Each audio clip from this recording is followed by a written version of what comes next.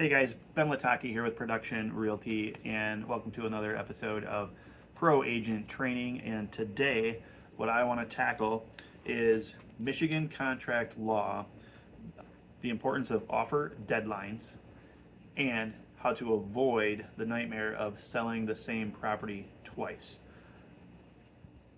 Believe me, guys, it happens, okay? It's happened twice just in the last few months. We have seen our offers get accepted and find out that the seller has accepted count them, two offers on the same property. Guess what, guys? You can't sell a house to two different buyers. It creates a major problem, okay? You actually can't sell it to either party until you get one of the parties to remove their offer in writing.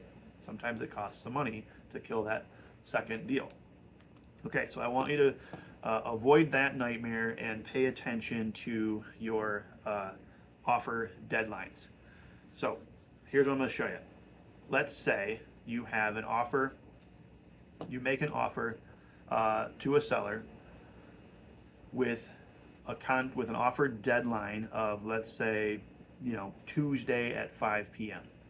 Okay, and guys, put it in the purchase agreement. Okay, so make it clear. Don't leave this blank. I've seen offers come through with no response deadline. If you put the deadline too far out, you just have to sit and wait for that seller to accept that offer. If you put the deadline too short, sometimes it makes it hard for a seller to get around and accept an offer. So industry standard is about 2 days, okay? That's what I see. So you make an offer and you say, I want to hear within 48 hours if you're willing to accept our bid, okay? So here's where this deadline becomes really, really important when there's multiple offers. You say Tuesday, 5 p.m. If the seller accepts that offer prior to the deadline, so they don't counter, they don't change anything, they just accept the offer as written before the deadline and they send it back to me, it's an accepted offer at that point. It's done. Buyer has signed it.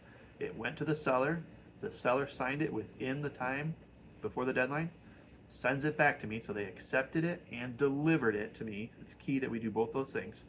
The seller accepts it and delivers it to me, the agent, the buyer's agent or the buyer directly. We have a bottom line contract without even having the buyer acknowledge that contract. That is a bottom line contract in the state of Michigan. Now, we love to have the buyer sign it. That's proof that it's been delivered to the buyer. But so is an email receipt of something along those lines that shows that it was delivered. It doesn't need buyer's acceptance, okay? Other scenario is the seller waits until after the deadline.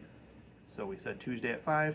They respond Wednesday morning with, hey, we're accepting your offer, and they send it over Wednesday afternoon.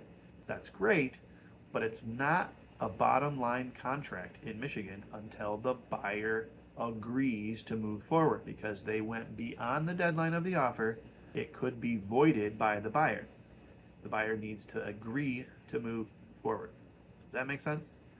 So before the deadline, we don't necessarily need the buyer to sign it. If the seller accepts it before the deadline, we've got a bottom line contract. This is Michigan law, by the way, guys. So if you're watching from other states, I don't know how it works, but Michigan, this is how it works. If it's beyond the deadline, we need the buyer to acknowledge and accept the seller's acceptance. We call it accept their acceptance. Okay? So remember, when you make an offer on a property, this is the other confusing thing, is that sellers can do 4 things. They can accept your offer as written before the deadline. You've got a bottom line contract. They can reject your offer. Reject it, and there is no bottom line contract. There is no acceptance. They can counter, and if they counter, we still don't have a bottom line offer until the buyer accepts that. Okay? The other thing they can do is do nothing. Okay? A response by date does not require the seller to respond. They could just sit on it. They don't have to respond, and a lot of people forget this. But then if they do respond after the deadline, that's where we run into this scenario where the buyer needs to accept that acceptance, okay? All right, hope that helps with deadlines and whether or not you have an accepted offer on the table, okay?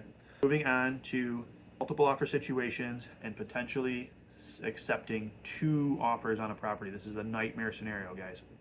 So here's the setup.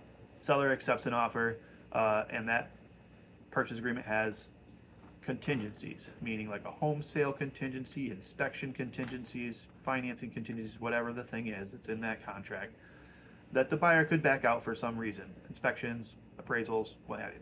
So the seller says, I'll accept this offer, but I want to leave the property on the market and actively pursue a backup offer.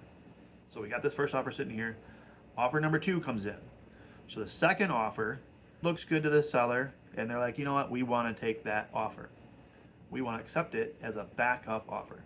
You can't just accept the offer as written. You have to include backup offer language in the purchase agreement. We have that language in Google Drive in our office, or talk to your broker if you're not a production realty agent. Get that language. It's got to be in the purchase agreement. You accept it as a backup offer, contingent upon the first offer falling apart. Okay. The mistake that agents make is they get excited and they accept the second offer and they go, yeah, that's a better offer. Accept that one. We'll kill this one later. And then the other one is hard to kill for whatever reason. You can't get this first buyer to remove their offer. They want to buy the house. I have 2 parties that both want to buy the house, and you can't sell it to either of them. That's the worst case scenario. So that's one thing. They just get excited. The other thing I see is that they put the first offer in backup position. Okay. Sorry, the second offer goes in backup position.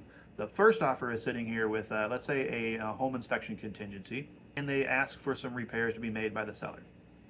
So the buyer says, I want $5,000 for a new furnace. Seller says, I'm not doing that. Kill that deal and move this one to first place. So they notify this buyer that that deal's dead and we're moving you to first place, and they sign they remove the backup offer addendum and language, and they say you're moving into first place position. Do you still want to go? That buyer says, yes, I'm excited. I want to go. So they got a fully executed bottom line contract with this buyer. And this buyer over here, the first one, says, you know what, don't worry about the furnace. I'll take it as is.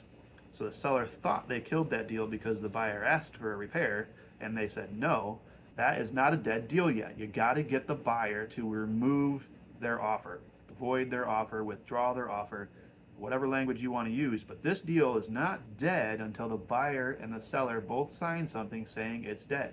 And this scenario actually happens quite a bit. Home sale contingencies, repair contingencies, financing contingencies, whatever the contingency is on this first one, it gets rocky over here, and the seller says, move this other cash offer to first place, let's close. They move this one to first place. This one is not dead yet. We got 2 bottom line contracts. So please, don't do that. Don't ever sell the property twice, okay? Any questions, please reach out to me, Ben Latocki. I'm the broker owner here at Production Realty. If you work at another firm, reach out to your broker if you run into any of these multi-offer issues. And please remember to include offer deadlines on your contracts, because you can run into all kinds of trouble if you just leave it open-ended. I've seen contracts get accepted a week later, and everybody thought the deal was dead, and all of a sudden we have an accepted offer. It's been a week. Because nobody put a response deadline, so it wasn't voidable. Okay? Again, Ben Latocki, Production Realty. Any questions, please reach out. Thanks for watching. Bye, guys.